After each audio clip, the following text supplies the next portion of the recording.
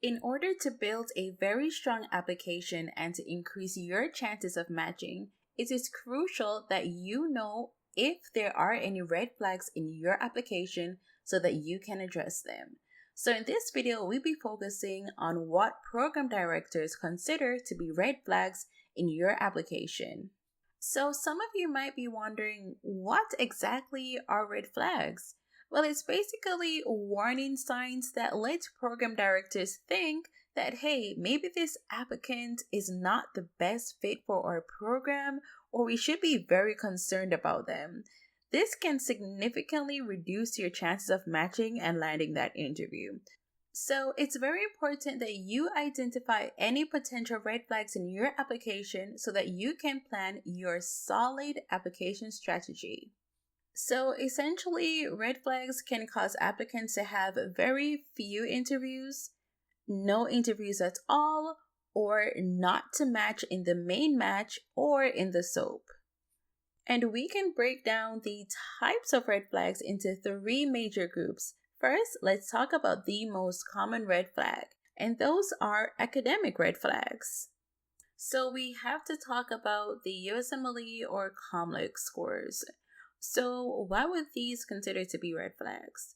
Well, if you have below average scores for the specialty that you are applying to, that is a red flag for some program directors. Also, if you have any attempts on any of those STEP exams, that is also considered to be a red flag.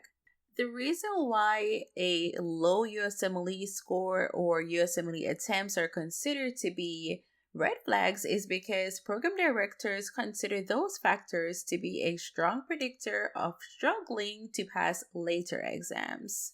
Oftentimes, programs also have filters for applicants that do not meet the criteria that they have.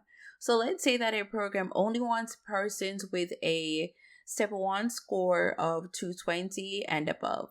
They will actually have filters that literally filter your applications out the door and to another program.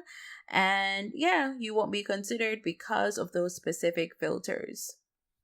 The next academic red flag that we must take a look at is your medical school performance. So if you remember that during medical school you failed a preclinical course or you had to repeat an entire preclinical year, then this is considered to be a red flag. But what is even a bigger red flag is failure of a clerkship. For example, let's say that you are someone that plans on applying to surgery, but then you failed your surgery clerkship. That is a red flag for programs. Another medical school red flag is if you get a negative review or negative feedback on your medical school performance evaluation. So this is why it's crucial to do very, very well on your clinical clerkships and make sure that you impress them to the best of your ability so that you can get a good review or a good evaluation. And if you're enjoying this video so far, please be sure to power up the like button, hit subscribe, and that notification bell. It lets me know that you like these types of videos so that I can continue making even more. And also, it ensures that you never ever miss another video like this.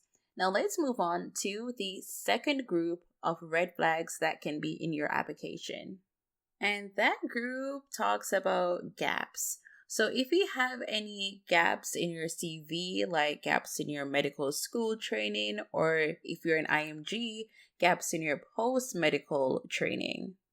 So let's say that you were supposed to be in the graduating class of 2022. However, you did not graduate until 2024. This is going to be a red flag. So it's best that you address this, because when it pertains to red flags, it's always best that you get in front of it. Another example of a gap in your CV is if, let's say that you are an IMG and you graduated in 2019.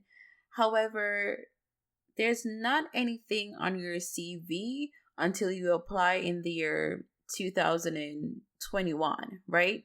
So this is going to be considered a gap in your CV. And if you are an IMG and you're asked about this, It's crucial that you do not say, oh, I was taking my time to prepare for the USMLE exams. Because we have to remember that our colleagues in the US medical system, they do not get years or, several months to prepare solely for that exam. If you want to know more about that, you can just shoot me a message on my Instagram account. You should see linked in the description below. But essentially, when it comes to gaps in your CV, it's best to not just sit and hope that they don't notice and that you don't need to explain anything.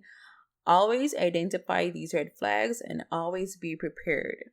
So if you stayed until this point in the video, then you are in luck, because this third and final group is the most overlooked group of red flags that are very, very crucial that you know them so that you don't make those mistakes.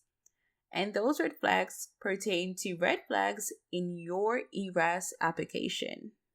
The first big one is LORs. Yes. So if you get an LOR from someone that does not know you well, or writes a very lackluster LOR for you, or even uses certain terminologies that can be considered to be red flags for program directors, it's best to avoid using that LOR because it can actually do more harm than good. So let's say that you're in a position where you have an LOR written from someone that's very well known in your field, very well respected. However, the word choices don't really put you in the best light versus someone else who is in your faculty that knows you very well, that will vouch for you, that will answer a call whenever and speak to a program director very, very highly of you. Like, you have to think, which of those LORs would be more beneficial to you? Well, let me know in the comments below. What would you do? Like, which LOR would you choose? Another huge red flag that could be in your application could be in your personal statement. So an example of this is that you submit a personal statement to a surgical residency program, but that personal statement is all about internal medicine. Like, that would be a perfect example for someone who is applying to 2 different specialties.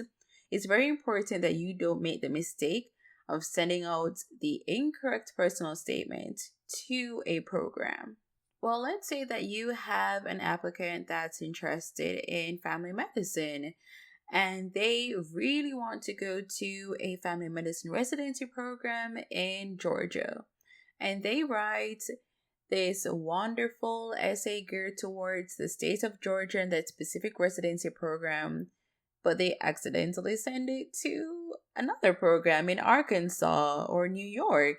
That's a red flag to program directors because that shows that you maybe don't have any interest in their program and you didn't take the time to do the proper research to make sure that you actually planned out and sent the correct personal statement to each program.